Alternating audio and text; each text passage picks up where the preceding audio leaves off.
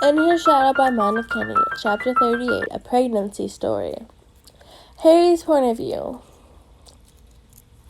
The first day after school ended back in England. What did you do, Draco fucking Malfoy? I'm gonna rip you apart.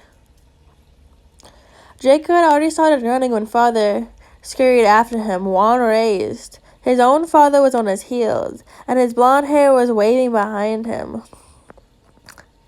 They're not gonna hurt him, are they? I asked Dad, rubbing my tummy. He gave me a look, sitting down on the couch. Do you have faith in your mate? Yes. Good, then he should survive, he said, putting a hand next to mine. You didn't give me a moment to breathe, do you? Last year I became a father, and this year I'm becoming a grandfather. I nodded, tears in my eyes. Fucking pregnancy hormones. And what do you think it's gonna be? I hope it's gonna be a baby. Wow, pregnancy sass is here. So, after Draco and both our fathers returned, it seemed the older ones had calmed down, ready to rub my stomach and tell me how great it was that I was pregnant.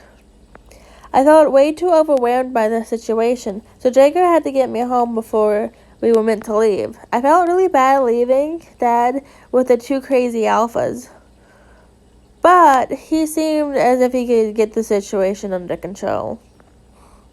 Month 2. Draco, I can walk, you know, I told my mate, who had just carried me from our bed to the couch, ready to feed me breakfast. I know, but what if you fall down the stairs, or you suddenly faint, or...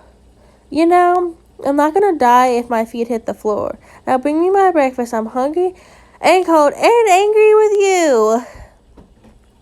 I grabbed the blanket on the couch around me, deciding to ignore my fiancé. Here, honey, your breakfast. I brought some tea with a spoon and honey, some fresh apples, chocolate cookies, and a glass of water. Draco put the tray down in front of me. I snatched a few of the cookies, munching down on them, giving him an evil look. Can I maybe just sit next to you? No. But why, honey? Because you think I can't do anything myself. I grabbed a cup of tea and just almost spilled everything because the tea was too hot. Then I cried. Do you want me to feed you, honey? Come, I will help you. Carefully, Draco kissed my burnt fingers, and then he pushed my tears away, grabbing the cup and blowing it on a spoonful of tea. I sighed with thought. How do I have such a good man? Month 3. Do you also feel bloated all the time? Because I do. Neville asked, sitting or rather laying on the ground next to me. It was actually his wedding, but he and Victor had wanted to keep it really small and personal. So, as I didn't want to put Neville under too much stress, as he was now about to pop at any moment. The ceremony had ended some time back, and we had sat down a bit farther away from the crowd, so we could eat our chocolate cake with mustard. Don't ask, and don't imagine. The atmosphere was nice and calm, and we were looking at the sun that was about to set. Harry, I could hear Draco from where he was grilling across the yard.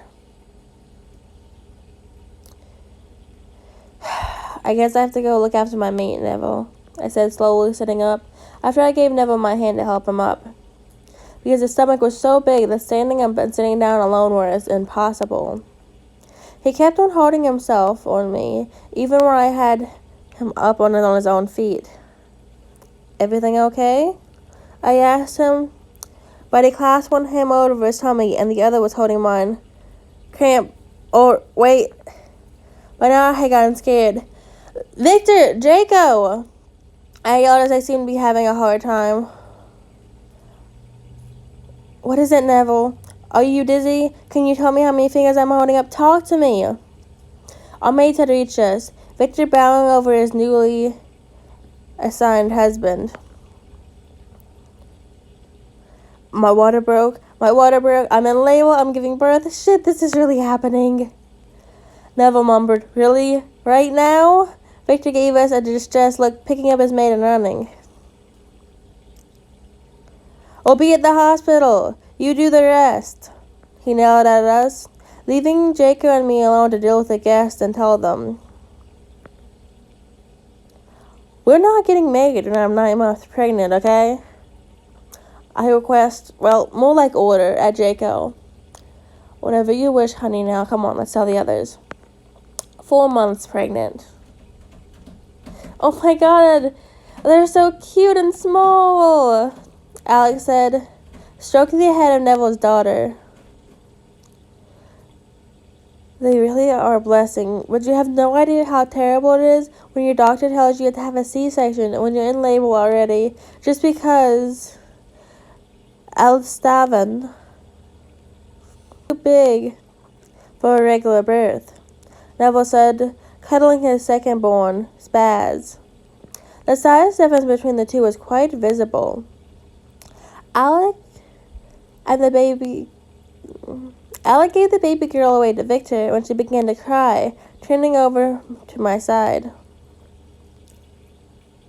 Make sure that your kid are as cute as those. I want to be a cool uncle to the cutest kids. Just imagine how much stuff I could teach them. I gave him a frown, crossing my arms over my growing belly.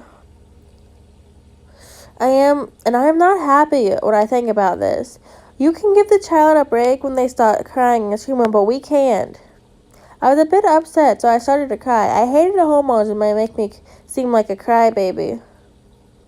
No, don't cry, honey. I don't want to be mean. Come on. Draco is going to kill me if he sees you crying. Alec, in his despair, grabbed the closest baby. It was Spaz, and pushed him into my arms. My mothering instincts took over, making me fuss over the child in my arms. End of chapter.